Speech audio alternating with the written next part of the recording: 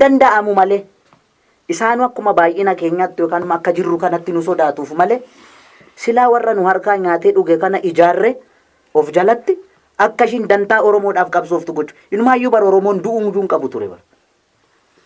Guraageedhum kana Amaaruma Oromoo keessatti guddatte kana Tigireedhuma Oromoo keessatti guddatte kana waa'ee dhugaa Oromoo itti himtee amansiiste ati mana teessee bilbilaan akka ishiin daggalaa loltu Oromoodhaaf gochuu qabda malee margaan kunarraa warri siyaasa ooftu kuni ispeeshaalii sirbituu kana ergachuu barbaadde beektaa.